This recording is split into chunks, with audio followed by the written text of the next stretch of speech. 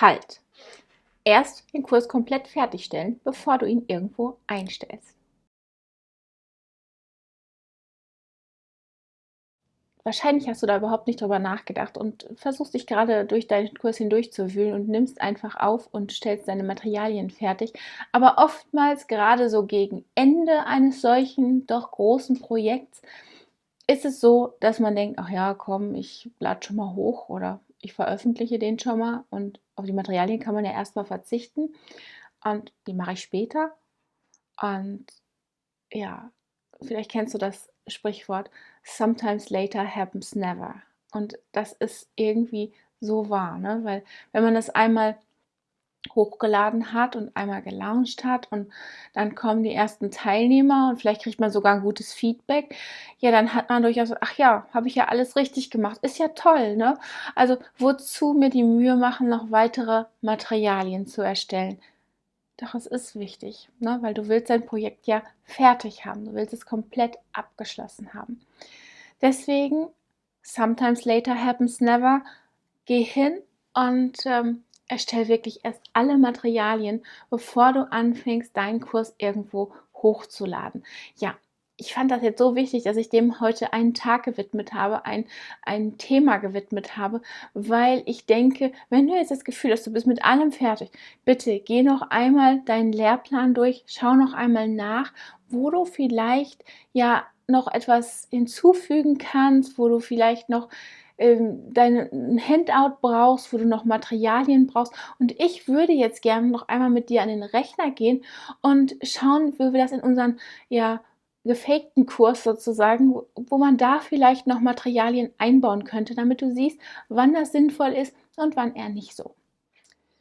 Okay, hier bin ich jetzt nochmal bei unserem Online-Kurs, den wir erstellt hatten für den Gärtner oder die Gärtnerin, die gerne dekoriert, ja, diesen Wohnungskurs, wie wirken Farben, wie kann man zu Hause gemütlich machen, was braucht man, Licht und Pflanzen vor allen Dingen, ne? Als Gärtner braucht man Pflanzen und hatten wir einen Online-Kurs draus gemacht und jetzt überlegen wir mal einmal, wo bräuchte man hier Handouts?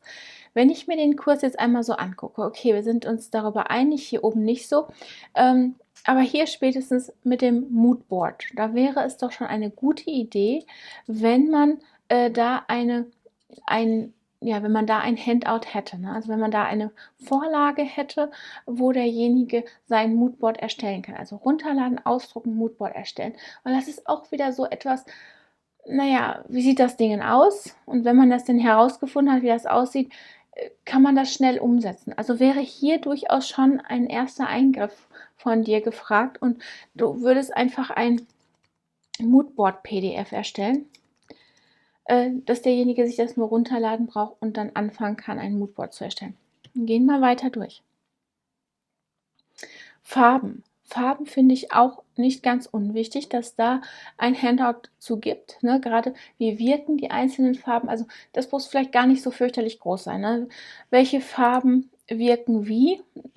Welche Stimmung erzeugt welche Farbe?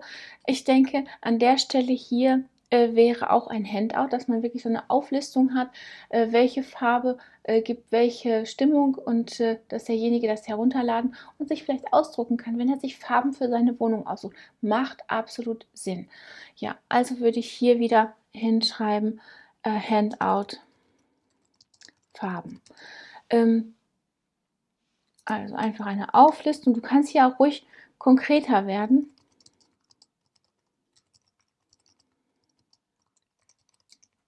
Ja, so hat derjenige schon mal was in der Hand. Ja, vielleicht machst du auch neben jedem, würde man vielleicht eine kleine Farbe daneben machen, weil wir wollen ja dann hinterher unsere eigene Farbpalette erstellen. Also die Frage wäre jetzt, wie kannst du deinem Teilnehmer das möglichst einfach machen, eine Farbpalette zu erstellen? Ne? Du könntest natürlich jetzt eine ganze Reihe von Farben auf ein Blatt Papier machen. Derjenige kann sich das ausdrucken, ausschneiden und die Farben dann einfach kombinieren. Ne?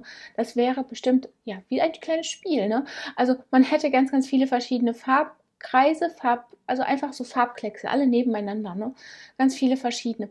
Und dann kann man wirklich das hinlegen, ausschneiden und kann die nebeneinander legen und immer gucken, was passt zusammen, welche Wirkung erziele ich mit den Farben, was sieht schön aus in meinen Augen, was gefällt mir, was ist harmonisch. Das wäre jetzt hier, finde ich, eine ganz, ganz tolle Idee und etwas wirklich Einzigartiges. Ne? Also deine Handouts, deine Materialien können deinen Kurs auch zu etwas Einzigartigem machen.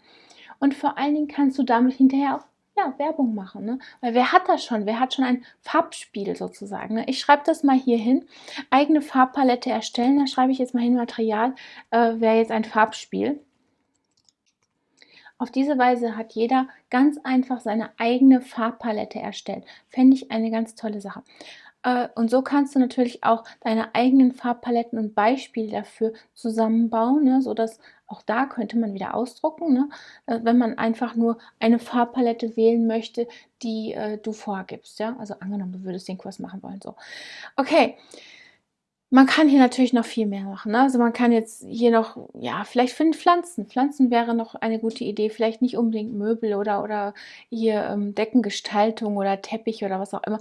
Das ist vielleicht nicht nötig, aber die Pflanzen wieder. Welche Wirkung, welche Pflanze hat welche Wirkung? Ne?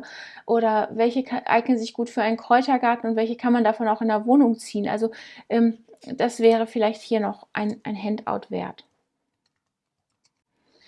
Also du siehst, es kann schon einiges zusammenkommen, wenn man das denn möchte. Ja, also wenn man Handouts geben will und noch zusätzliche Informationen geben möchte, dann kann man überall noch mal ins Detail gehen und kann das vielleicht auch zum Teil spielerisch vermitteln. Wenn dir da so gar nichts einfällt, denk mal an deine Schulzeit zurück.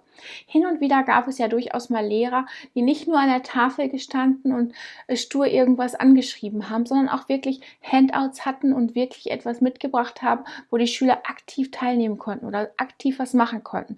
Und genau da könntest du jetzt anknüpfen, so wie kannst du, es ist ja eigentlich nichts anderes als die Situation in der Schule, wie kannst du das, was du rüberbringen willst, jetzt besser rüberbringen, angenehmer rüberbringen? Wie kannst du das besser lehren, einfacher lehren, schneller lehren? Weil jemand, der sich das anguckt, der möchte das natürlich schnell verstehen und er möchte schnell verstehen und mitmachen. Ja, ich hoffe, das hat dir ein paar Anregungen gegeben und ich hoffe, du hast jetzt ein paar Ideen, was du für deinen Kurs machen kannst, wie du den noch wertvoller machen kannst. Ja? Also bitte nicht an die Zeit denken, nicht denken, oh mein Gott, jetzt brauche ich vielleicht noch eine Woche, um irgendwelche Handouts zu machen, weil die da gerade auf die Idee kam. Ja, ich kam auf die Idee und ich stehe dahinter und ich finde das eine ganz tolle Angelegenheit, eine ganz tolle Sache, wenn du noch zusätzlich Materialien gibst, die dein Teilnehmer benutzen kann, wo er einfach das Gelernte auch nochmal vertiefen kann und auch etwas in der Hand hat für später, wenn er einfach nochmal durchblättern möchte. Ja, ich hoffe, dir hat das Video geholfen und dich inspiriert und dann freue ich mich darauf, dich im nächsten Video wiederzusehen. Bis dahin, tschüss!